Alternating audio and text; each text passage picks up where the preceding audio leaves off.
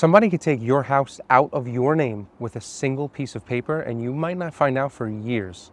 This is called deed theft, and New York City is one of the worst places in the country for it. Here's the good news though, it is preventable, and checking your own home takes about 10 minutes and costs nothing. I'm Joseph Ranola with the Bridge and Boro Team at Real Broker, and I work with homeowners all over Staten Island and Brooklyn.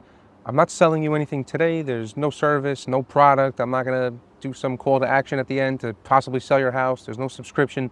This is just something I want every homeowner in my neighborhood to know, especially the adult children of older homeowners, because you're often the ones who catch this.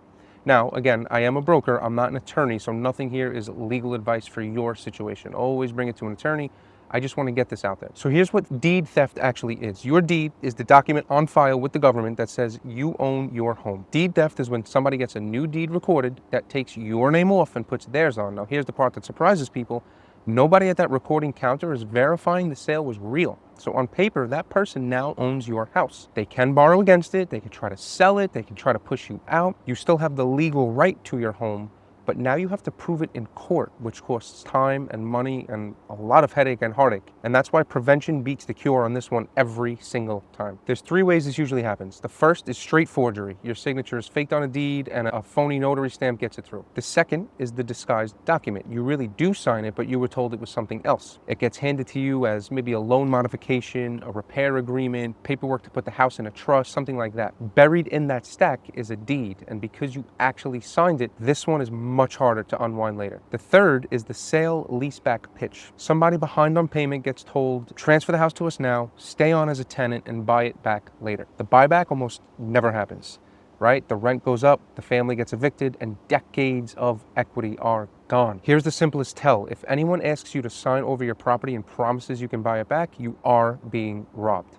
Do not do this. Now, who gets targeted? Because it's not random. The big one is equity, right? A paid off house is worth far more to a thief than one with a big loan on it, because the equity is what they're stealing. The second is public distress, right? Foreclosure filings and tax liens are public record, and scammers scrape those lists every single day, multiple times a day. The mail you start getting the week after filing is not a coincidence, it's a list. Third is vacant or inherited property that nobody is watching. Empty house, mail piling up, and the one that I see the most in my own market, right, Staten Island or Brooklyn, in a state where the title work was never finished. Mom passed, the family kept paying the taxes, but the deed still says mom. That's a property with no living owner of record, and it's the most attractive target on the block. So here's what to actually do. First, go read your own deed. Most homeowners have never looked at what the public record says about their house. If your home is in Brooklyn, you look it up in ACRIS, ACRIS. That's the city's online property record system. You could search it by address. Staten Island should pop up in here too. Sometimes it doesn't. So for Staten Island, you could do the Richmond County Clerk. There's a website for that as well. And nobody usually tells Staten Island homeowners that. They're just looking on ACRIS and they can't always pull up their property. Either way, what you're looking for is simple. Is your name still on the most recent deed spelled right? Is there anything recorded against your property that you don't recognize? That's it. Couple of minutes, no cost. Do it at least once a year, maybe twice. Why not? Second, and this is the most valuable thing in this video, the Department of Finance runs a free notification service. Anytime a deed or a mortgage gets recorded against your property, they will email you about it. It's free to sign up. It's free to receive. Think about what that does. A fraud you might not have found for years becomes an email that you get within minutes. Sign up for your own home today, then sit down with your parents and do it for theirs. Do it with your parents. One honest caveat, it's not going to block the filing. Just what it does is tell you right away. And in a fraud case, speed is everything. Third, there's two rules about paper. Never sign a document about your home that your own attorney has not read, not their attorney, yours, and treat urgency as the red flag. If you're being told you have to sign today or you lose the house, that pressure is the product that they are selling. No legitimate real estate process in New York requires you to sign a deed on the spot with no review. None. Fourth, if a parent passed and the deed still has their name on it, get that cleaned up with an estate attorney immediately. Families put that off for years because it feels like paperwork, it's another thing on the list, right? But that gap is exactly the window that somebody walks right through. And if a house sits empty, get eyes on it. Keep the mail from stacking up, cut the lawn, keep the taxes current. Now is the hard part, right? What if you think this already happened? Move this week, not this month. Like, move now. Report it to the New York City Sheriff and contact the New York State Attorney General's Homeowner Protection Unit. Get your own real estate litigation attorney this week, not eventually, but this week. And then two things you must not do.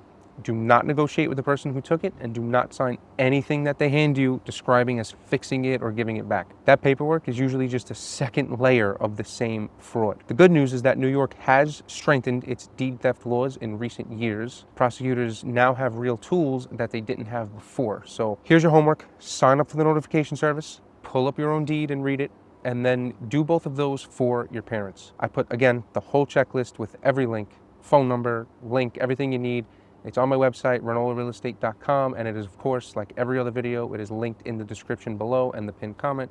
And if you are a Staten Island or Brooklyn homeowner in a tough spot with taxes, a mortgage, or an estate that never got settled, you want somebody to lay out your options with no pitch, call or text me, 917-905-2541. It's my real number. I will answer it. You have more options than the person knocking on your door is telling you about. I'm Joseph with the Bridge and Boro Team. Subscribe for more real talk about New York City real estate.